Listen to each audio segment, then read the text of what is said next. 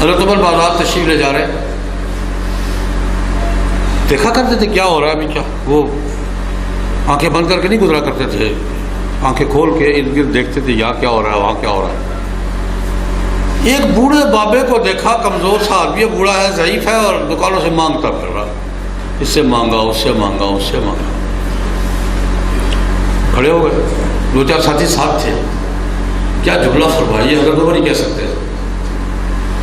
یار یہ کیا، یہ بابا مانگ کیوں رہا؟ ہم نے اپنے نظام میں کوئی ایسا خلا نہیں رہنے دیا کہ کسی کو کسی سے مانگنے کی ضرورت پڑے۔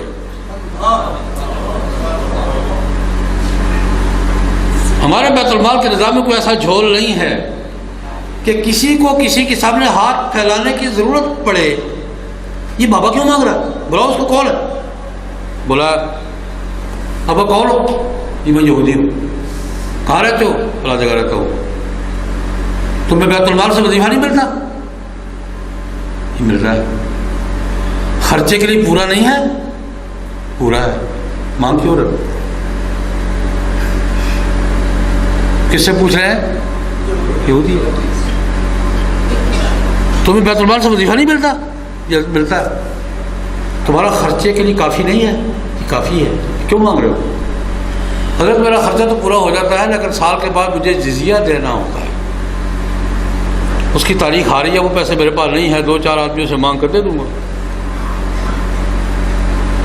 میرے پاس نہیں ہے اس کے پیسے جو میں نے سال میں حکومت کو اپنا ٹیکس میں جزیہ جسے کہتے دینا ہے، وہ میرے پاس نہیں ہے، تاریخ ہفتہ رہ گیا ہے، اب میرے پاس پیسے نہیں، دو چار آدمیوں سے مانگ کر وہ دے دوں گا، باقی میرا کام ٹھیک چل رہا ہے، وظیفہ ملتا ہے، خرچہ ہو جاتا ہے میرا۔ حضرت عمر نے ساتھیوں سے کہا،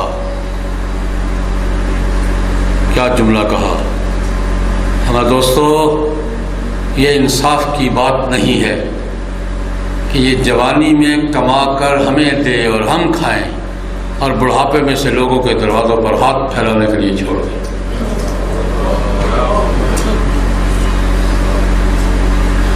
یہ انصاف نہیں ہے۔ جوانی میں اس کی کمائی ہم کھائیں، یہ کمائے اور ہمیں دے، ہم استعمال کریں، اور بڑھاپے میں سے لوگوں کے دروازوں پر ہاتھ پھیلانے کے لیے چھوڑ دیں؟ نہیں بابا چھوڑو، صبح آنا، تمہارا مسئلہ حل کروں گا۔ صبح شورا والے بلا لیے اور قانون میں تبدیلی کر دی، جو غیر مسلم کمانے کے قابل نہیں رہے گا اس کا جزیہ معاف۔ سبحان اللہ،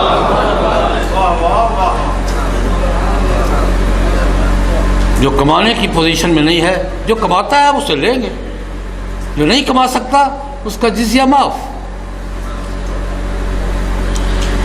ایک جھلکی اور اس کا رات کو گشت کیا کرتے تھے، لوگوں کے حالات معلوم کیا کرتے تھے۔ ایک دن دو ساتھیوں کے ہمراہ رات میں وہ گشت کر رہے ہیں، ایک گھر کے سامنے سے گزرے،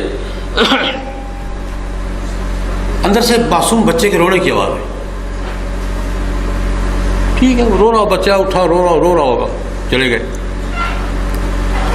تھوڑی دیر کے بعد دوبارہ گزر ہوا تو بچہ ابھی بھی رو رہا، کچھ تھوڑے سی کھٹک ہوئی کہ یار مسلسل کیوں رو رہا ہے۔ پھر سوچا بس اوقات بچے روتے رہتے ہیں، کافی دیر رو رہا ہوگا، پھر نکل گئے۔ تھوڑی دیر کے بعد تیسری مرتبہ جب سامنے سے گزرا تو بچہ پھر رو رہا، کمانے نہیں کو گڑبڑا، یہ نارمل رونا نہیں ہے۔ دروازہ کھٹکھٹایا، ایک صاحب باہر ہے، بچہ مسلسل کیوں رو رہا ہے یار، اتنی دیر سے ہم دیکھ رہے ہیں مسلسل روتے چلا جا رہا ہے، کیوں وجہ بیمار ہے؟ ان کا نہیں۔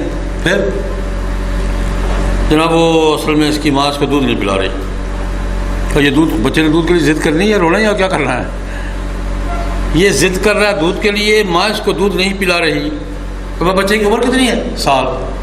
ماں دودھ کیوں نہیں پلا رہی؟ کیوں نہیں پلا رہی؟ وہ جناب بات یہ ہے کہ امیر المومنین بچوں کو دیتے ہیں وظیفہ، اور وظیفہ شروع کب ہوتا ہے؟ جب بچہ ماں کا دودھ چھوڑ کر دوسری خوراک پہ لگ جاتے ہیں۔ وہ دلیل ہوتی ہے کہ اب ماں کے دودھ سے علاوہ اور بھی ضرورت ہے اس کو کچھ۔ تو ماں کا دودھ چھوڑ کر دوسری خوراک پہ لگ جاتے ہیں تو پھر وظیفہ شروع ہوتا ہے. یہ ماں زبردستی اس کا دودھ چھڑوا رہی ہے تاکہ دودھ چھوڑے دوسری خوراک پہ آئے, اس کو پیش کرے امیر المومنین کے سامنے کہ آپ اب یہ روٹی کھاتا ہے تو اس کا وظیفہ جاری ہو جائے. حضرت عمر رضی اللہ عنہ نے ساتھ اپنے سے خطاب کر کے کہا, عمر تم نے کتنے معصوم بچوں کو رلایا.